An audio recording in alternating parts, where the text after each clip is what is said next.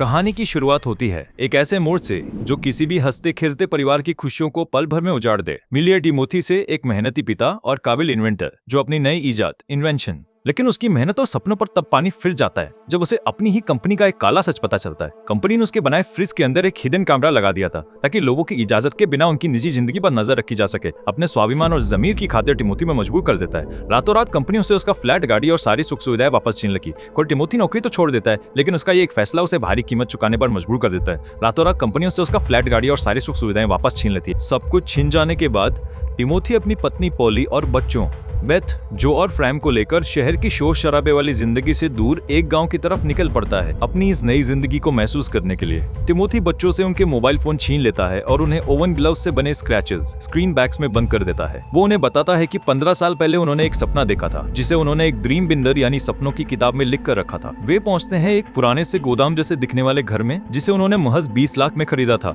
यहाँ ना बिजली थी ना मोबाइल के सिग्नल। अचानक हुई इस तब्दीली से बच्चे बुरी तरह चिढ़ जाते हैं। उन्हें लगता है जैसे वे पत्थरों के दौर में वापस आ गए हों। तभी उनकी मुलाकात जमीन के मालिक ब्रायन और उसकी अजीबोगरीब पत्नी बेला से होती है। बेला उन्हें एक डरावनी चेतावनी देती है, रात को खिड़कियां बंद रखना और ऊपर मौजूद उस जंगल में कभी कदम मत रखना। लोग कहते हैं कि वो जंगल जादुई है और वहाँ कुछ ऐसा है जो इंसानों के लिए ठीक नहीं। टिमोथी और उसके परिवार के लिए ये तो बस एक भयानक शुरुआत थी, जहाँ घर के बाकी लोग गाँव की मुश्किल जिंदगी से तालमेल बिठाने की कोशिश कर रहे थे। जंगल के ठीक बीचों बीच उसे एक विशाल और बहुत ही अजीब पेड़ मिलता है। जैसे ही फ्रैम अपनी आंखें बंद करके 3 बार कहती है "I believe in magic", मुझे जादू पर यकीन है, वैसे ही उस पेड़ के जादुई रास्ते खुल जाते हैं। वहाँ उसकी मुलाकात पेड़ के अनोखे निवासियों से होती है।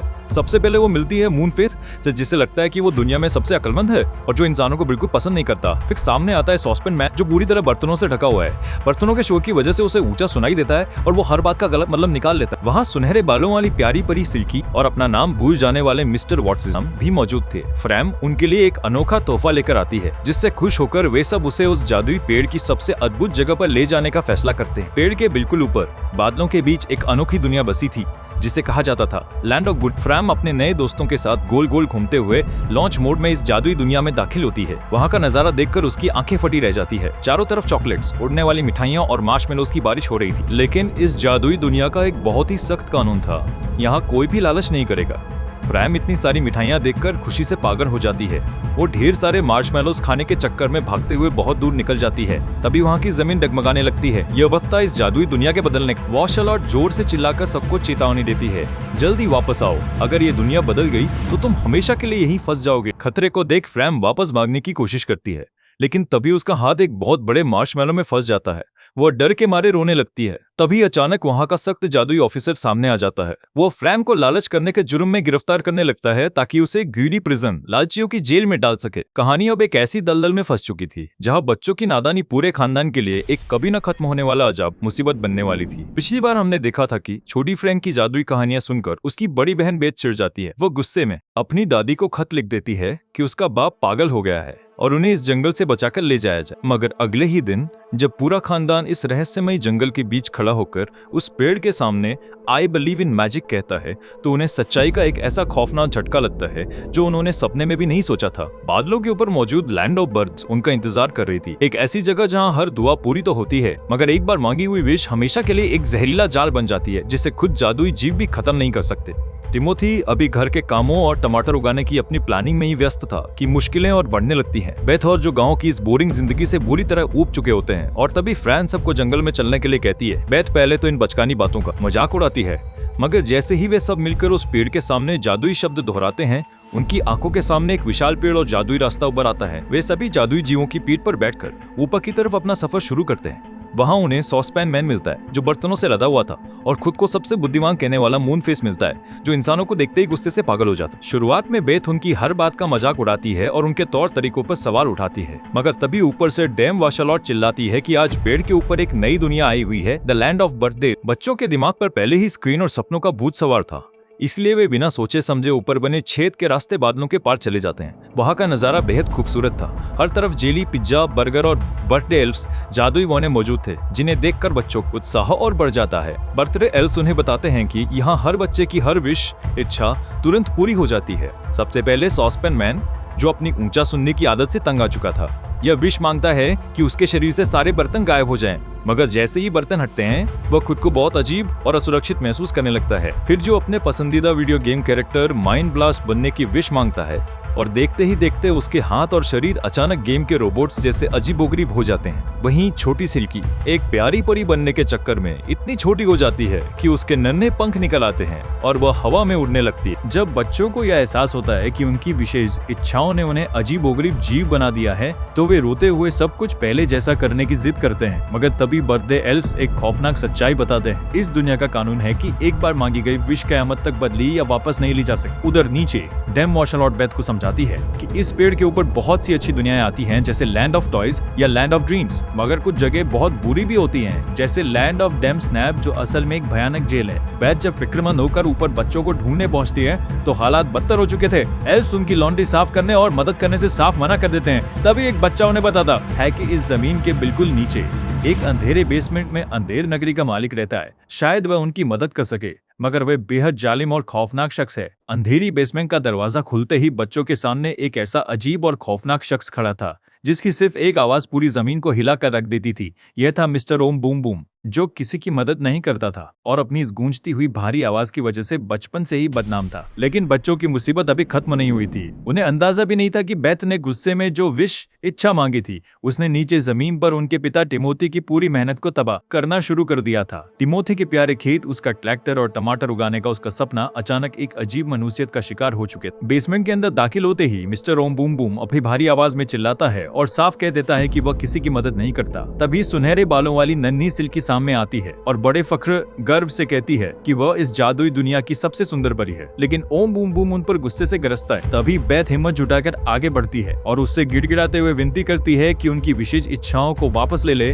ताकि जो अपने रोबोटिक शरीर से और सॉसपैन मैन अपनी इस अजीब हालत से छुटकारा पा सके। काफी बहस और जादुई कोशिशों के बाद आखिरकार ओम बूम बूम उन बदसूरत इच्छाओं को खत्म करने पर राजी हो जाता है। सॉसपैन मैन को उसके पुराने बर्तन वापस मिल जाते हैं और जो दोबारा एक आम बच्चा बन जाता है। विशेष इच्छाएं तो वापस ले ली जाती हैं, मगर बेथ ने जो खौफनाक विश मांगी थी वह अब जमीन पर अपना रंग दिखा रही थी। उधर नीचे टिमोथी और पॉली बड़े शौक से अपने खेत में काम कर रहे थे और उन्होंने अपने इस प्यारे खेत को कासा थॉम्स का नाम दिया था। टिमोथी ने टमाटर उगाने के लिए एक नया सिंचाई सिस्टम, इरिगेशन सिस्टम भी तैयार किया था। लेकिन अचानक बेथ के जादुई शब्दों का असर शुरू होता है और उनके खेत का पानी पूरी तरह बंद हो जाता है। लहलहाते खेत मुरझाने लगते हैं और उनका ट्रैक्टर जो टमाटर के जूस पर चल रहा था अचानक चलते चलते खराब हो जाता है। टिमोथी पूरी तरह टूट जाता है और उसे लगने लगता है कि वह एक बार फिर अपने परिवार की नजरों में नाकाम हो गया है। उसे अंदाजा भी नहीं था कि यह सब किसी बदकिस्मती से नहीं, बल्कि उसकी अपनी बेटी की एक अनजानी विश की वजह से हो रहा है। उधर दूसरी तरफ बेथ ने जो खत अपनी दादी को भेजा था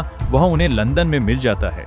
खत से घोड़े के गोबर की बदबू आ रही होती है, जिसे देखकर दादी सख्त नाराज हो जाती है। वे फौरन अपनी बड़ी गाड़ी निकालती हैं और उस अजीब से गांव की तरफ निकल पड़ती हैं ताकि अपने पोते पोतियों को इस पागलपन से बचा सके। जब दादी उस पुराने तबेले जैसे घर में पहुंचती हैं, तो वे टिमोथी और पॉली को बेहद मायूस और परेशान हाल में पाती हैं। दादी आते ही टिमोथी पर बरस पड़ती हैं। वे उसे ताना मारते हुए कहती हैं कि वह हमेशा से एक लूजर, हारा हुआ इंसान था और उन्हें इस बेकार जगह को छोड़कर वापस शहर चलना चाहिए। बच्चे जब उस अंधेरी बेसमेंट का दरवाजा खटखटाते हैं तो उनके सामने मिस्टर ओम बूम बूम का खौफनाक चेहरा आता है। वह गरज कर कहता है कि वह किसी की मदद नहीं करता। मगर जब बच्चे रोते हुए अपनी अजीबोगरीब विशेष इच्छाओं के बारे में बताते हैं, जैसे जो का रोबोटिक साइबोर्ग बन जाना और सॉसपैन मैन का बिना बर्तनों के अधूरा महसूस करना, तो ओम बूम बूम उन पर चिल्लाता है। काफी बहस और जादुई कोशिशों के बाद आखिरकार ओम बूम बूम उनकी विशेष को वापस रिवर्स करने पर राजी हो जाता है। सॉसपैन मैन को उसके पुराने बर्तन वापस मिल जाते हैं और जो दोबारा एक आम बच्चा बन जाता है। बच्चे खुशी खुशी जमीन पर वापस आने का सोचते हैं, मगर उन्हें जरा भी अंदाजा नहीं था कि नीचे जमीन पर हालात बदतर हो चुके थे। उधर नीचे जमीन पर टिमोथी और पॉली बड़े शौक से अपने उस खेत में काम कर रहे थे, जिसे उन्होंने प्यार से कासा थॉम्सन का नाम दिया था। टिमोथी ने टमाटर की फसल उगाने के लिए एक नया और शानदार सिंचाई सिस्टम, इरिगेशन सिस्टम तैयार किया था। लेकिन तभी अचानक बेथ के जादुई शब्दों का बुरा असर शुरू हो जाता है। खेत का पानी अचानक बंद हो जाता है और पूरा सिंचाई सिस्टम फेल हो जाता है। उनका ट्रैक्टर जो टमाटर के रस जूस पर चल रहा था अचानक खराब होकर रुक जाता है। टिमोथी पूरी तरह टूट जाता है और उसे लगता है कि वह एक बार फिर अपने परिवार के सामने नाकाम हो गया है। उसे यह नहीं पता था कि यह उसकी मेहनत की कमी नहीं बल्कि ऊपर बादलों की दुनिया में की गई एक गलती का नतीजा है। दूसरी तरफ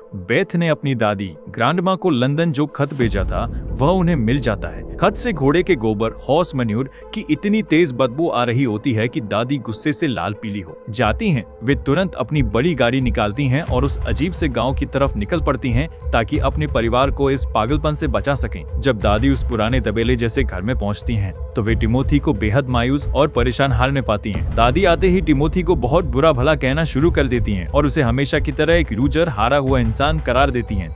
दादी की कड़वी बातें टिमोथी का दिल तोड़ देती है। वो पूरी तरह टूट जाता है और हार मानकर वापस शहर जाने के लिए अपना सामान बांधने लगता है। बेसमेंट का दरवाजा बहुत ही रहस्यमय था और वहाँ लिखा था कि दरवाजे पर पूरे सात बार दस्तक देनी है। बेथ घबराते हुए 7 बार नॉक करती है तो अंदर से एक बेहद खौफनाक और गरजती हुई आवाज आती है। बेथ डरते डरते कहती है कि उन्हें एल्फ्स बोनो ने भेजा है और वे उनसे मदद चाहते हैं, मगर अंदर से वह जालिम शख्स यानी मिस्टर ओम बूम बूम चिल्ला कर कहता है, मिस्टर ओम बूम बूम अपनी मदद के सिवा किसी की मदद नहीं करता। फिर वह दरवाजा खोलता है और बच्चों को अंदर बुलाता है जहां हर तरफ अजीबोगरीब जादुई चीजें और सिलसिले चल रहे थे। बेसमेंट के अंदर जब बच्चे अपनी उन बुरी इच्छाओं के बारे में बताते हैं जिनसे उनका रूप बिगड़ गया था तो वहां काफी बहस शुरू हो जाती है। नन्ही सिल्की जो अभी थोड़ी देर पहले एक बहुत छोटी परी बन चुकी थी बड़े गर्व से कहती है कि वह इस जादुई जमीन की सबसे सुंदर परी है, लेकिन बेथ जो शहर के आधुनिक ख्यालातों वाली लड़की थी वह सिल्की पर चिल्ला उठती है। बेथ कहती है, क्या नारीवाद फेमिनिज्म इस जंगल में अभी तक नहीं पहुंचा? बेथ का कहना था कि तुम अपनी पहचान सिर्फ सुनहरे बालों और खूबसूरत दिखने तक ही क्यों सीमित रखती हो? सिल्की भी गुस्से में जवाब देती है कि मुझे स्त्री जैसा फेमिनिन होना और केक बनाना पसंद है, इसलिए तुम इस बात पर मुझसे लड़ नहीं सकती। उधर गांव में टिमोथी और पॉली बड़े चाव से अपने खेत में काम कर रहे होते हैं। उन्होंने अपने खेत का नाम कासा थॉम्सन रखा होता है। टिमोथी वहाँ ग्रेगोरियन चैंट्स जादुई धार्मिक धुनें गाता है ताकि उसके टमाटर जल्दी उग सकें। बादलों के ऊपर फंसे बच्चे जब अपनी विशेष इच्छाओं से तंग आ चुके थे तो उन्हें एल्फ्स जादुई बोनो ने बताया कि इस जमीन के बिल्कुल नीचे एक अंधेरी बेसमेंट में मिस्टर ओम बूम बूम रहता है जो शायद उनकी मदद कर सके। बेसमेंट के दरवाजे पर पूरे 7 बार दस्तक देने के बाद अंदर से एक बेहद खौफनाक और गरजती हुई आवाज आती है, मिस्टर ओम बूम बूम अपनी मदद के सिवा किसी की मदद नहीं करता। लेकिन जब बच्चे रोते हुए अपनी रोबोटिक हालत और सॉसपैन मैन के बिना बर्तनों के अधूरा महसूस करने की कहानी सुनाते हैं तो काफी बहस और झगड़े के बाद ओम बूम बूम उनकी उन बदसूरत इच्छाओं को वापस लेने रिवर्स करने पर राजी हो जाता है। सॉसपैन मैन को उसके बर्तन वापस मिल जाते हैं और जो दोबारा एक आम बच्चा बन जाता है। लेकिन इस बहस के फौरन बाद उन्हें एक भयानक सच्चाई का पता चलता है। उनकी दादी ऊपर डैम स्नैप की कैद में जा चुकी है जो की एक खौफनाक जेल है। टिमोथी और बच्चे दादी को बचाने के लिए लैंड ऑफ डेम स्नैप एक बेहद जालिम जेलर थी जो लोगों को कैद करके उन्हें प्रताड़ित करती थी और उनका दिमाग बदलने की कोशिश करती थी। टिमोथी अपनी दादी को कैद में देखकर अपनी सारी मायूसी छोड़ देता है। वह सभी जादुई जीवों मूनफेस, सॉसपैन मैन और सिल्की के साथ मिलकर एक योजना बनाता है और डेम स्नैप पर हमला कर देता है। सॉसपैन मैन अपने बर्तनों को जोर जोर से बजाकर खौफनाक शोर पैदा करता है जिससे दुश्मन घबरा जाते हैं और मूनफेस अपनी चालाकी से जेल के दरवाजे खोल देता है। फिर वे सब फौरन स्लिपरी स्लिप जाल डेम स्नैप के चंगुल से छुड़ा लेते हैं। जमीन पर वापस आने के बाद टिमोथी अपने तबाह हुए खेत को देखकर रो पड़ता है। वह बच्चों से माफी मांगता है कि उसका टमाटर उगाने का प्लान फेल हो गया और वह उन्हें एक अच्छी जिंदगी नहीं दे सका। लेकिन तभी बेथ रोते हुए आगे बढ़ती है और सच कबूल कर लेती है। वह बताती है कि यह सब टिमोथी की वजह से नहीं बल्कि उसकी मांगी हुई उस मनहूस विश इच्छा की वजह से हुआ था। जैसे ही बेथ सच्चे दिल से माफी मांगती है और आई बिलीव इन मैजिक, मुझे जादू पर यकीन है, कहती है, वैसे ही जादू अपना करिश्मा दिखाता है। टिमोथी के मुरझाए हुए टमाटर के खेत अचानक सबसे बड़े और खूबसूरत लाल टमाटरों से भर जाते हैं। दादी जो टिमोथी को हमेशा लूजर कहती थी वो उसकी इस कामयाबी और जादुई नजारे को देखकर दंग रह जाती है। उनका दिल पसीज जाता है और वे टिमोथी को गले लगा लेती हैं। बच्चे खुशी खुशी अपने फोन, स्क्रीन, सैचल, झोले में डाल देते हैं। वे तय कर लेते हैं कि अब वे इस बोरिंग शहर को छोड़कर इसी सुकून भरे गांव और जादुई जंगल में हमेशा के लिए टिमोथी और पॉली के साथ रहेंगे। दोस्तों, फॉरवर्ड ट्री की ये जादुई और जज्बाती कहानी यहाँ हमेशा के लिए खत्म होती है। अगर आपको ये एक्सप्लेनेशन पसंद आई हो तो वीडियो को लाइक करें, चैनल को सब्सक्राइब करें और कमेंट में बताएं कि आपको अगली वीडियो किस मूवी पर चाहिए।